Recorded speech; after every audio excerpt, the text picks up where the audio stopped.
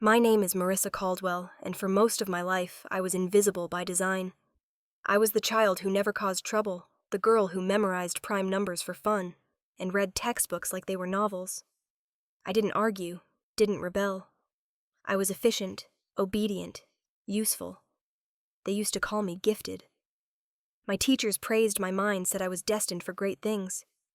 But in the Caldwell household, gifts were dangerous things, tools to be used, or threats to be silenced. And no one dared outshine my brother. Julian Caldwell was the golden child. Captain of the debate team, full ride to Columbia, interned at Dad's company by 16. Ever grown up in a home where the spotlight only shined on someone else? Drop a comment. If invisibility left a mark. Your voice matters here. He looked like a leader and spoke like one too. Our father would beam with pride when Julian walked into a room. When I walked in, he'd ask if the coffee was ready. Dad used to tell me, "You're smart, Marissa." But don't mistake smart for important. I learned early how to be quiet, how to shrink. I was 17 when Stanford offered me early admission. I remember the envelope, thick and official, the kind of thing you frame. But Dad never let it reach the wall. He sat me down at the kitchen table, slid a mug of coffee toward me like we were old business partners, and said, "It's not the right time. The company needs stability, and your mother just passed. Family comes first." I nodded. I always nodded. And when Julian got his acceptance letter a year later, we threw a party. After that, the invitations stopped coming. The scholarships, the mentors, the outstretched hands. I turned them all away. I stayed home, finished my degree online, and worked behind the scenes at Caldwell Data Tech. I wrote code that built the backbone of our analytics engine. I designed systems that saved the company hundreds of thousands of dollars. No one put my name on anything. It was fine. I told myself that. I lived in the guest bedroom. I paid for my own groceries. I stayed small, safe, loyal, until last Monday. It started like any other day, Dad at the kitchen table with his tablet. Julian breezing in with stories from New York, me making tea and pretending I didn't exist. Then Dad handed me a folder. "Need you to sign this, sweetheart," he said, not looking up. The document was 3 pages long, legal jargon dense and clean. Something about corporate consolidation, streamlining legacy trusts. My name was listed as a beneficiary of the Evelyn Caldwell Trust, my grandmother's estate, and the signature line below it bore my full legal name. "What is this?" I asked. "Nothing complicated. We're restructuring the ownership model. You're still listed, technically, on some old shares your grandmother allocated. This just moves them into a centralized family holding. Tax benefits. Simpler." My fingers went cold. I don't remember ever being told I had shares. He smiled like a CEO humoring a trainee. "You were young. We didn't want to overwhelm you, but it's all staying in the family." I didn't sign. Not right away. I took the papers upstairs, told him I wanted to read them thoroughly. He waved me off. "Take your time." That night, I opened an encrypted drive I hadn't touched in years, the one with my grandmother's scanned letters, financial files, and one particular folder marked EC, personal. Inside was a digital copy of a trust document. It was dated 8 years ago. I was listed as the sole beneficiary of 15% of Caldwell Data Tech's founding equity effective upon my 25th birthday. A clause in my grandmother's handwriting scanned from a handwritten codicil read, "For Marissa, to ensure your independence. Not your father's. Not Julian's. Yours." I stared at the screen, my pulse rising like static in my ears. I remembered Evelyn Caldwell, not warm, but sharp. A woman who looked at people like spreadsheets evaluate correct preserve. She never told me she left me anything, but she did once say on her last Thanksgiving alive, "Don't let anyone steal your future just because they know how to smile while doing it." Now I understood what she meant. Yeet! Checked the document again. Dad's version and this one didn't match. His had no mention of a direct transfer, no handwritten note, just a legal restructuring that stripped me of control. And I hadn't signed anything. Not yet. I didn't sleep that night. I stayed up rereading the documents, checking every clause, every name. I pulled out an old hard drive from when I worked on back-end server logs and started searching for transaction metadata in the company's digital archives. Data Dad had long assumed I no longer had access to. By dawn, I knew enough. I packed my bag, clothes, laptop, passport chargers. I took the flash drive and one old photo of me and Evelyn standing in her garden, both of us in rubber boots covered in dirt. At 5:11 a.m., I walked down the driveway past the manicured hedges and the security gate Dad insisted on installing the year Julian left for college. I didn't leave a note, didn't send a text. I just left. I caught a rideshare to the Greyhound station downtown. The driver didn't ask questions. Neither did the woman at the counter when I bought a one-way ticket under a different name. Destination Eden Street. It wasn't a city. It wasn't even a town. Just a neighborhood in the outskirts of St. Louis, where my grandmother once owned a rental apartment. She used to visit every summer before her health failed, and the woman who managed the building, a retired finance executive named Lucille Montgomery, was the only person Evelyn trusted outside the family. I had no idea if Lucille still lived there, but I had an address, and the memory of something she told me at Evelyn's funeral when she slipped her card into my coat pocket and said, "If you ever decide to stop surviving and start living, come find me. I'll leave the kettle on." I didn't know yet what I was walking into. I didn't know what kind of resistance I'd face. But for the first time in years, I wasn't asking for permission. I wasn't waiting for a better moment. I was reclaiming what was mine. And I wasn't coming back until I did. The apartment on Eden Street wasn't beautiful. The bricks were chipped, the window frames sagged, and the buzzer didn't work unless you pressed it just right. But standing there, suitcase in one hand, flash drive in my pocket, I felt something close to peace. Not comfort, just the absence of pressure. I rang the buzzer twice, then knocked. The door opened before I could try again. She looked exactly like I remembered, only smaller. Lucille Montgomery wore a navy housecoat, silver hair pulled into a bun, and glasses that hung from a chain like some kind of librarian-warrior hybrid. She squinted at me through the screen door. "Took you long enough," she said. I blinked. "You knew I was coming." "I know the Caldwell men," she replied. "And I know Evelyn never left anything unfinished. You want to come in or just stand there with that guilty look?" I stepped inside. The lobby smelled like lemon cleaner and old paper. Upstairs, her apartment was cluttered but clean. Plants lined the windowsills, stacked books teetered in towers by the radiator, and something that smelled like cinnamon was baking. She poured me tea before I even asked, and sat across from me at the kitchen table, like she'd been expecting this conversation for years. So she said, "Tell me what they did." I told her everything. About the trust, about the documents Dad handed me, about how I hadn't signed, but somehow the signatures existed.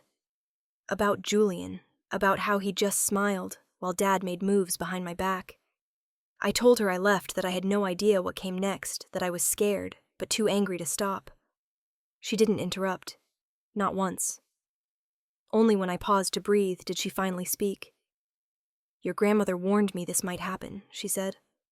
"Said Richard had the ambition of a king and the soul of a tax attorney." I snorted. "Sounds about right." Lucille stood and disappeared into the next room. When she came back, she was holding a battered leather portfolio. "Your grandmother gave me this 10 years ago," she said. "Told me not to open it unless you showed up looking like hell." I opened it slowly. Inside were original copies of the trust documents, signed, notarized, stamped. The legal title for 15% ownership of Caldwell Datatech. My name printed in full. Attached was a letter in Evelyn's sharp handwriting.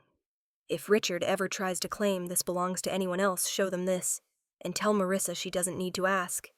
She already owns the room." My hands shook. Lucille leaned forward. "Do you understand what this is?" I think. So I whispered. "It's leverage," she said. "It's the truth on paper. And it's your way out." "I'm not sure I want out," I admitted. "I think I want in. I want to fight." A smile tugged at the corner of her mouth. "Good. Because there's more." Lucille opened a second folder, this one newer. Inside were financial statements, asset reports, and something I hadn't expected, an updated list of shareholders from just last quarter. My name wasn't on it. Instead, Julian Caldwell was listed as the holder of those shares. The same 15%. That's not possible, I said. I never signed anything. I never authorized a transfer. Lucille tapped one particular document with her fingernail. This signature. It looks like yours. I stared at it. The loops were off. The pressure inconsistent. It wasn't mine. Forgery, I said quietly. But how did they... They didn't need to. You were in the hospital 3 years ago, weren't you? Mental health treatment? I flinched. Yeah. Your father filed temporary financial guardianship during that time. I checked court records a year later when Evelyn got sick. Just in case. The room tilted slightly. So he used my hospitalization as justification. Lucille nodded. Perfect excuse. And once the papers were filed, it became a matter of transfer logistics. He probably told the board you weren't mentally stable enough to handle equity, then used Julian to take control. And no one questioned it. In Richard's world, no one questions anything. They obey. I stared at the pages, fury and shame battling in my chest. All that time I thought I was just unlucky, just underqualified, just not enough. But it wasn't me. It was theft. We can't fix this overnight, Lucille warned. But you have proof now. Originals, copies, witnesses. I need help, I admitted. Legal help. I know someone. Retired securities lawyer. Owes me a favor. I smiled weakly. Of course he does. Lucille rose, brushing biscuit crumbs off her sleeves. But first food. You're not going to battle with nothing but rage and tea in your stomach. I ate more than I had in days. She didn't ask questions as I scarfed down buttered toast and scrambled eggs like a soldier preparing for war. Only when I pushed the plate away did she nod. Tomorrow we meet with Nathaniel. We start the paperwork. We review Timeline's filings, and then we send your father a polite little notice, letting him know you're alive and aware. And angry, I added. And very well armed, she said with a grin. That night, Lucille set up the guest room for me. The bed smelled like lavender and old books. Before I fell asleep, I pulled out my laptop and reviewed every file on the flash drive. I organized evidence, flagged discrepancies, cross-referenced email timestamps with board decisions. I wasn't a lawyer, but I was still the best damn analyst my father never acknowledged. At 2:14 a.m., I found something strange. A metadata tag on the forged transfer document. The digital signature listed a name under prepared by Grace Halstead. My breath caught. Grace had been my friend. Roommate in college. Later my colleague in the compliance department at Caldwell Data Tech. We shared ramen dinners and bad breakups. She was the one who brought me soup during my first panic attack. And apparently she was also the one who filed the fraudulent paperwork that stole my future. I closed the laptop, my hands shaking. In the darkness of Eden Street, I didn't cry. I planned. I woke before the sun. Heart pounding the name Grace Halstead burning behind my eyes. It wasn't just betrayal. It was personal. Grace hadn't just known about the transfer, she had processed it, digitally signed it, filed it, and she hadn't said a word. For years, she'd let me struggle scraping by on freelance jobs and online tutoring while she sat in meetings with my father, with Julian, helping them rewrote the wealth my grandmother had meant for me. I sat in Lucille's kitchen nursing bitter coffee and colder thoughts. She was your friend, Lucille asked. I nodded slowly. College roommate. My best friend for a while. Best friends don't steal your future, she said matter-of-factly. She used to joke that my brain could power a rocket, I said. And then she signed away the fuel. Lucille's contact, Nathaniel, met us at a local diner that afternoon. He was in his 60s, wearing a tweed blazer and tortoiseshell glasses, a man who spoke in clauses and smelled faintly of pipe tobacco. She briefed me, he said, flipping through the trust documents and Grace's digital signature. This is messy, but winnable.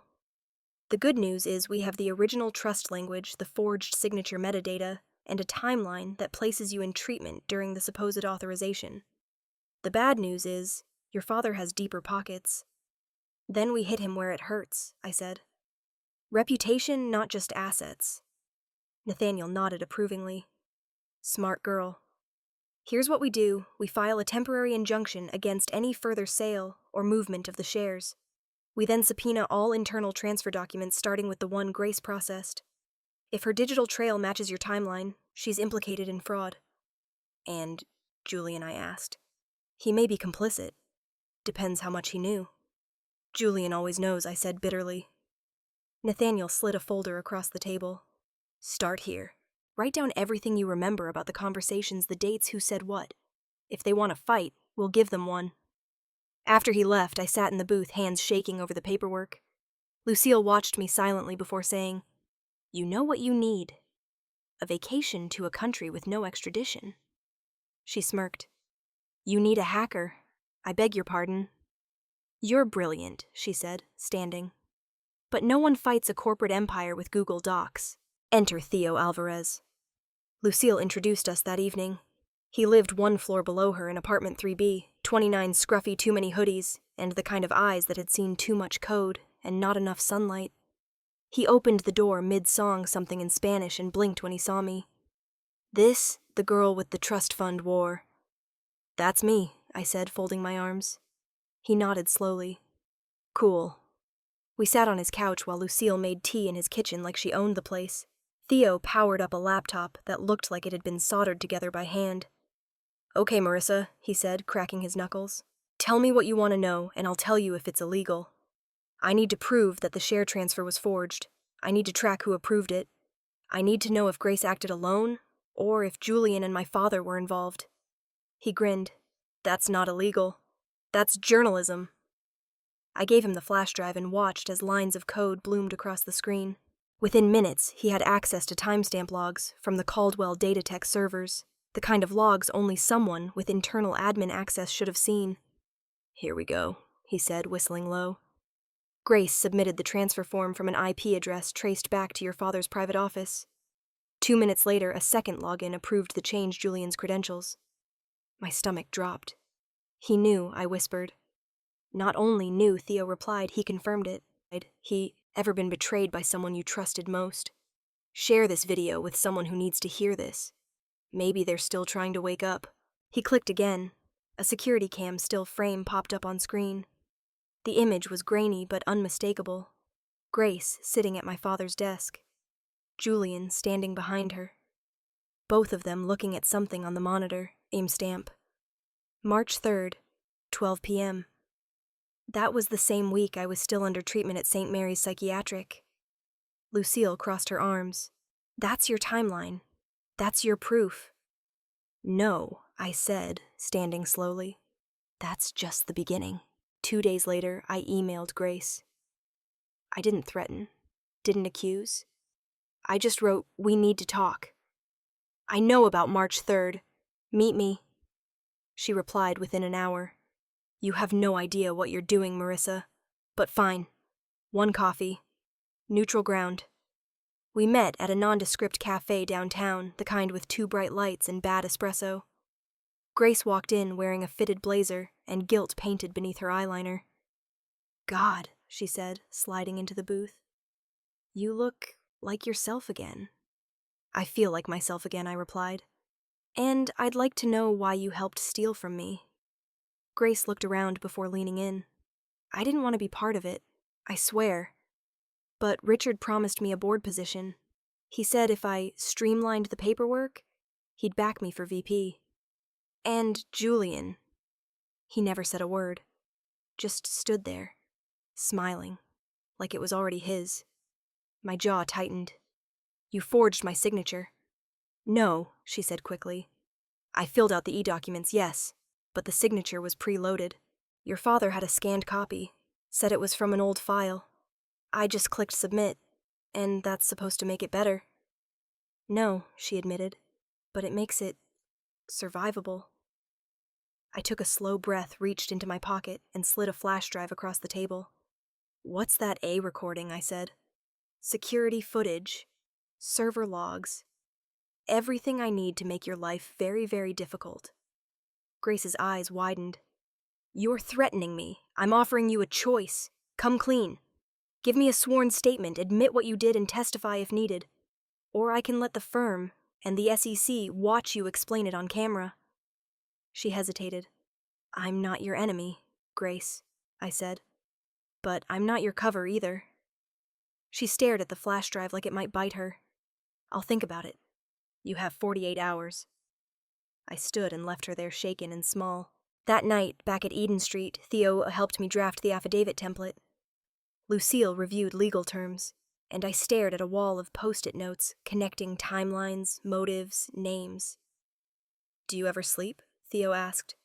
Not lately. He hesitated, then said quietly, You're good at this. I shrugged. I spent most of my life waiting for permission. Now I don't ask. He watched me for a moment. That's dangerous. Only to people who underestimated me. Theo grinned. Fair. He stood, then paused. You know this isn't just about money, right? I know. It's about erasing you, rewriting the legacy. I met his gaze. Then I'll write it back. Grace's affidavit arrived in my inbox at 3:17 a.m. Signed, scanned, dated. She admitted to processing the unauthorized transfer to using a digitized signature she couldn't verify to accessing systems from Richard Caldwell's office. I stared at it for a long time. Not victory, not yet, but momentum. I sent it to Nathaniel, then opened my grandmother's scanned letters again. On one in the margin, Evelyn had scribbled, "The best revenge is not fire. It's a mirror." I was ready to hold it up. By the time the legal notice landed on my father's desk, we had all our pieces in place. Nathaniel filed for a temporary freeze on the Caldwell Datatech shares, citing fraud, coercion, and abuse of financial guardianship. Attached were the original trust documents from my grandmother, the server logs, the security footage, and Grace's sworn affidavit. The filing alone was enough to send tremors through the company's legal department. But it wasn't the legal move that made headlines. It was the email. Lucille insisted on it. Don't let the lawyers control the narrative. You've been silent long enough. So I wrote it myself. A short, precise, and devastating letter addressed to Caldwell Datatech's board of directors, copied to several senior stakeholders, and leaked to the local business press. My name is Marissa Caldwell.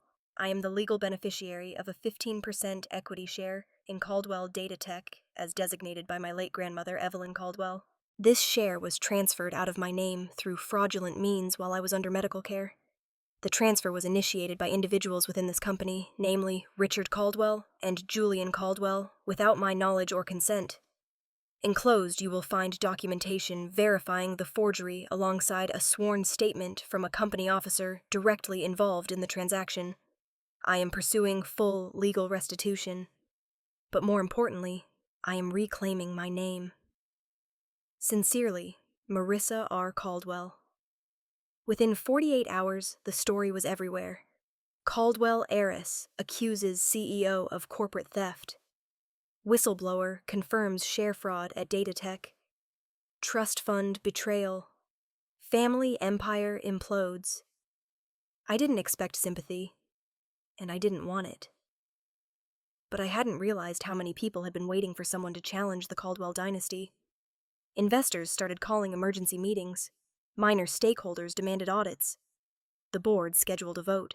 My father's empire was cracking, and I hadn't even walked into the room yet. He reached out 4 days after the news broke. The call came through Nathaniel's office. A private message. One line. He wants to meet. I hesitated. I had no interest in apologies or manipulation. But Nathaniel said something that stuck with me. Sometimes it's better to stare your opponent in the eyes before you win. We agreed to meet in a neutral setting, a glass-walled conference room at a downtown hotel. No assistants, no lawyers.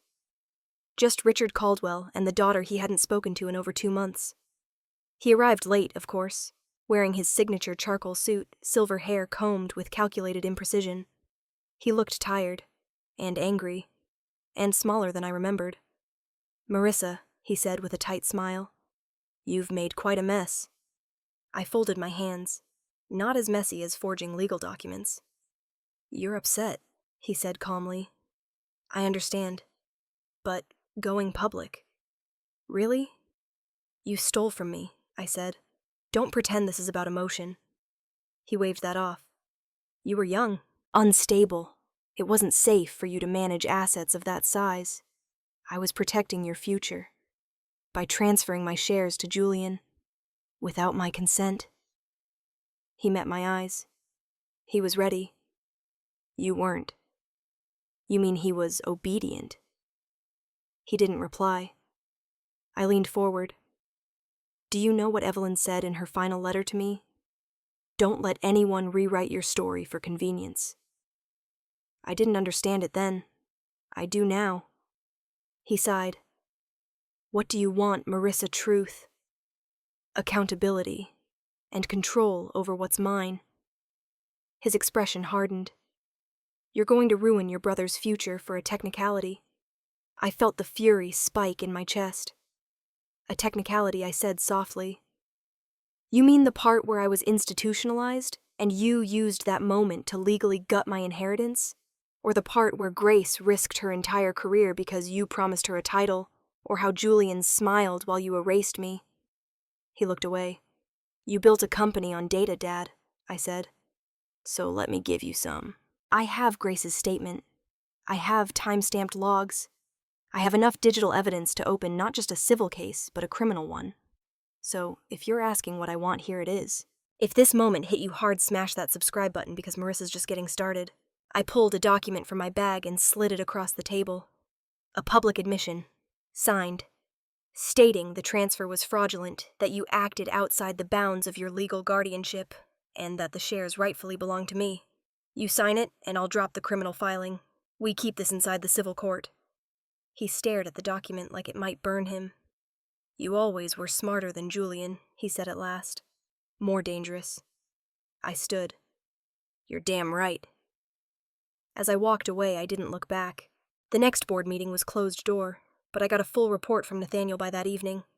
Your father's been placed on administrative leave pending investigation, he said. Your claim has been validated by the board's audit team. They've reinstated your name on the shareholder registry, effective immediately. And, Julian, he resigned from his position. No formal charges for now, but his career in finance is over. I felt nothing, not joy, not grief, just stillness. Later that night, I returned to Eden Street and sat in Lucille's living room with Theo and a cheap bottle of champagne. We didn't toast, we didn't celebrate. We just sat in silence, watching the storm roll in through the apartment windows. Lucille finally spoke. You've done more in a month than most people do in a lifetime. I shook my head. I didn't do it alone. Theo raised his glass. To the hacker, the lawyer, and the woman who decided she wasn't invisible anymore. I smiled faintly. I wasn't invisible. They just pretended not to see me. Outside, thunder cracked through the sky. Inside, I wrote a letter to my mother. She hadn't called, hadn't emailed. I didn't even know if she knew. But I needed to say something anyway. Dear Mom, I don't know if you'll read this, but I want you to know I'm okay. More than okay. I stood up. I spoke out. I reclaimed what Grandma Evelyn left for me. Not just the shares. The belief that I was worth something. I don't blame you for staying silent all these years, but I won't be silent anymore. Love, Marissa. I didn't send it, but it felt like the right kind of ending. Or maybe the right kind of beginning. 3 weeks after my name was reinstated as a rightful shareholder of Caldwell Data Tech, I stood in front of a small room filled with strangers. A PowerPoint presentation flickering behind me and sweat pooling beneath my collar. This wasn't a courtroom. It wasn't a board meeting. It was the back room of a non-profit co-working space downtown.